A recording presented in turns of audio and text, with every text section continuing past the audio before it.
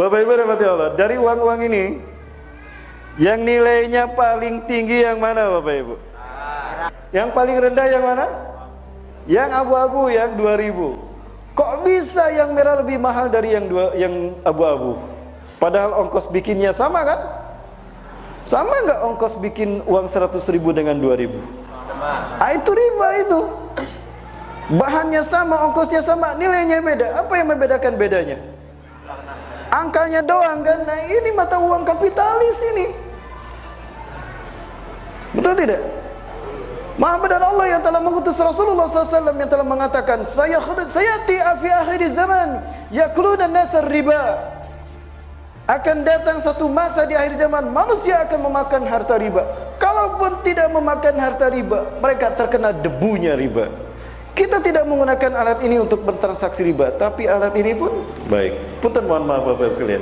Kita muslim, kita berhak untuk menilai apa yang akan kita lakukan, betul? Bapak Ibu, ada tidak tanda tangan Menteri Keuangan di sini? Ada tidak tanda tangan Presiden? Yang ada Deputi Bank Indonesia. Artinya, ini tidak dibuat oleh pemerintah. Ini dibuat oleh Bank BI. Mereka punya kekuasaan dan tanggung jawab kepada Bank Dunia, bukan pada pemerintah. Betul? Pemerintah hanya membuat RAPBN dalam sidang legislatif, sidang pleno. Maka keluarlah RAPBN. Angka RAPBN diserahkan pada Bank BI. Bank BI mencetak uangnya dalam sejumlah RAPBN. Diberikanlah pada pemerintah kita, disebar melalui departemen, lalu sampailah ke kita. Betul? Pemerintah berarti mengembalikannya. Cash apa ngutang? Ngutang kan selama 5 tahun ya, satu periode. Berarti ada bunganya, tidak per lembar. Itu dia Bu. Ketika kita menyimpan Bapak Ibu uang ini di dompet kita, artinya kita siap dengan membayar bunganya kan per lembar. Betul? Apa itu bukan riba? Nah itulah debu ribanya. Dulu pertukaran itu dengan apa? Dengan dinar. Dinar uang logam emas beratnya 4,25 gram. Lebih kurang satu keping itu harganya 2,5 juta. Sedangkan dirham itu uang perak. Itulah yang dipakai waktu itu. Lalu kemudian dengan pergeseran waktu, maka negara hanya boleh mencetak uang kertas sebanyak emas yang ada di negara tersebut. Dulu begitu. Indonesia misalnya punya persediaan emas 3 ton, maka dia boleh mencetak yang beredar di tengah itu kertas, tapi kertas itu adalah nilai dari emas yang ada di negeri itu.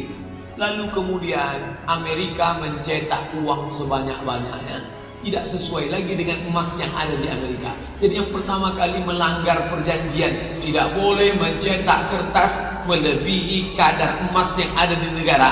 Itu yang pertama kali melanggar Amerika. Tapi rupanya kalau penguasa melanggar, pelanggaran itulah yang dipakai. Itu makanya sekarang kita bebas mencetak kertas tanpa melihat lagi berapa banyak simpanan emas kita. Itu gara-gara mengikut, karena Amerika yang melanggar, dia yang berkuasa, yang diikut malah yang melanggar.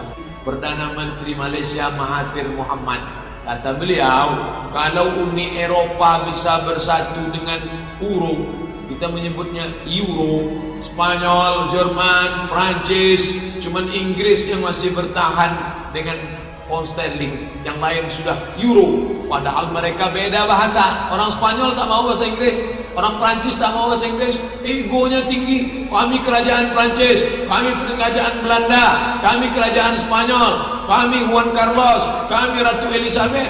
Agamanya beda, sukunya beda, bahasanya beda, tapi disatukan dengan mata uang. Apa itu? Euro. Maka kita pun lebih bisa dipersatukan, karena memang pada zaman Nabi kita menggunakan dinar.